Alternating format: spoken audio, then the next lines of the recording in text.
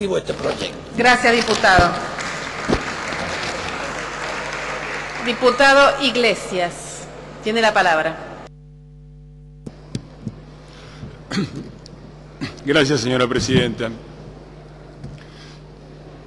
Yo no voy a hablar de mi experiencia personal sobre el tema de derechos humanos porque nada de lo que haya hecho o dejado de hacer hace mis ideas mejores o peores.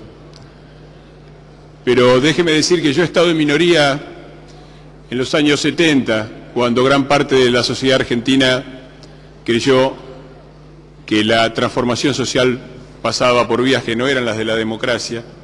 Estuve en minoría durante la dictadura, cuando esa misma sociedad creyó que no importa que algo habrían hecho y que por lo tanto había que reprimir y que todos los métodos eran lícitos.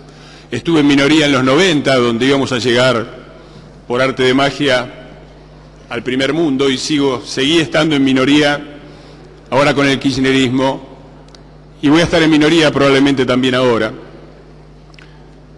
Pero no voy a dejar de decir lo que pienso, aunque estoy seguro que a muchas personas que quiero y cuya lucha reconozco y conozco desde hace mucho no van a estar de acuerdo conmigo.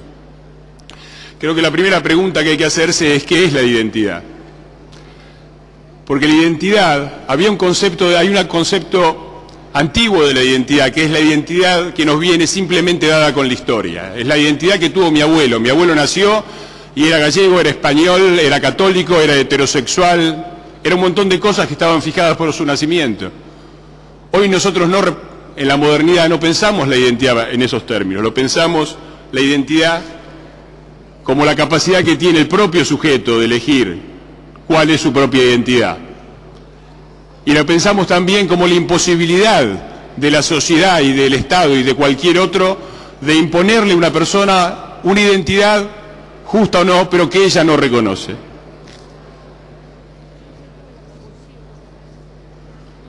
La decisión del sujeto es la base de la identidad. Y es por eso que los extraordinarios éxitos que han tenido las abuelas en encontrar 100 nietos, hay un número que es 4 o 5 veces mayor, que es lo que se calcula que son los nietos apropiados. Y la verdad, la triste verdad, es que eso solo se explica por un solo factor, siendo la cuestión de derechos humanos tan pública en la Argentina y tan dolorosa. Y es que la mayoría de esos chicos no quieren ser encontrados. Yo puedo estar en desacuerdo con ellos, pero no puedo imponerles mi decisión. Y creo que lo mismo vale para todos. Se habló de psicología acá, se habló de la necesidad de reparar, pero la psicología moderna enseña que no hay cura si no hay voluntad de cura. Y no se abrevia el paso a la cura obligando a alguien a someterse al tratamiento, por el contrario se lo cierra. Señora presidenta, yo creo que esta ley es muy mala por varios aspectos, pero sobre todo es porque no va a permitir la reparación, no va a permitir el camino de la reparación. El camino de la reparación empieza de una persona que conscientemente y voluntariamente quiere encontrar su origen y quiere reencontrarse con aquella historia perdida por la dictadura genocida. Esta ley no permite eso, al contrario, lo obtura ese proceso y obliga a las personas a enquistarse en donde no quiere estar. Yo invito a todos los que de buena fe y de buena voluntad y después de enormes sufrimientos piden esto, que reflexionen sobre eso, si eso es realmente lo que quieren.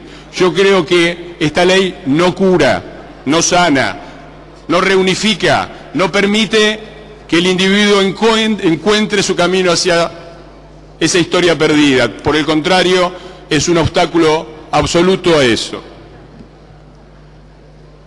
Y quiero hacer un par de aclaraciones más. Lo que es compulsivo no es la extracción.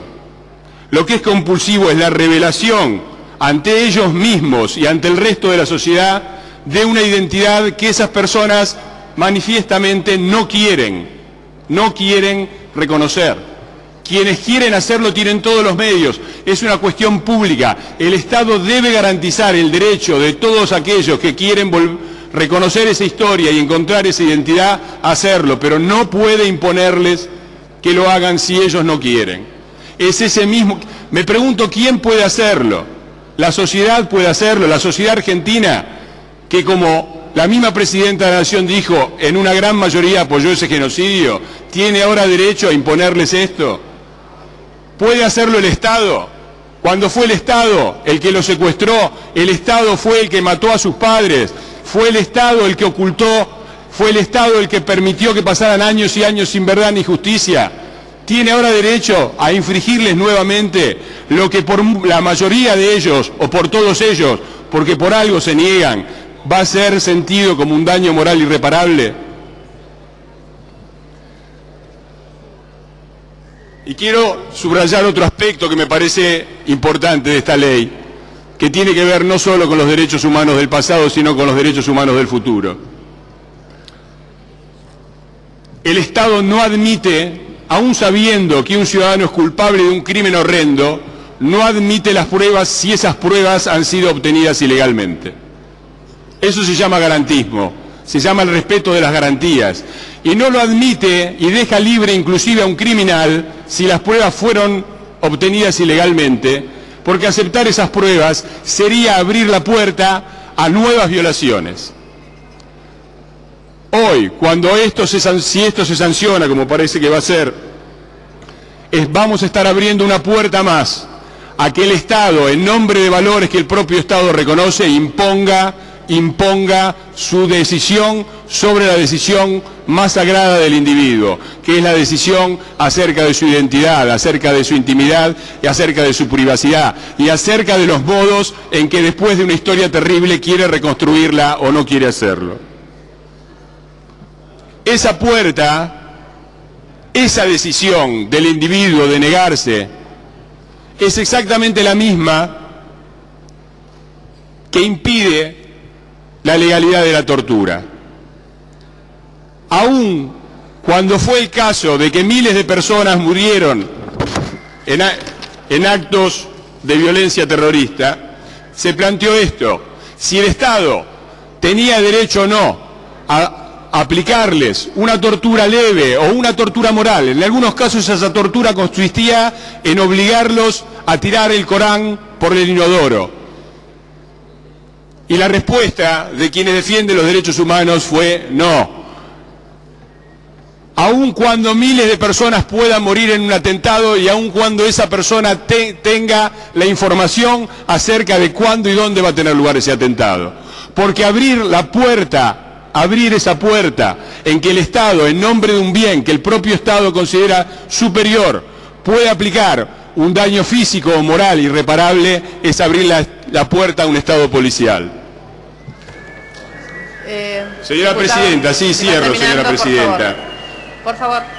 Debemos garantizar el derecho de quienes quieren saber y recuperar aquella historia, pero debemos también respetar el derecho de quienes han sido las peores, las más terribles víctimas de esta dictadura a enfrentar su drama como ellos decidan y no como nosotros decidamos. Ni siquiera sus familiares, que han sufrido tanto como ellos, tienen derecho a imponerles esa decisión. Diputado. Lo que no podemos... Sí, Presidenta, hubo gente que se exigió también en 3 o 4 minutos. Estoy redondeando. Mientras conduzco, yo establezco Yo quiero reiterar.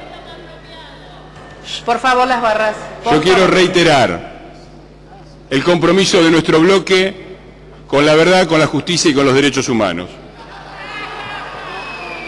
Pero creemos que no se puede...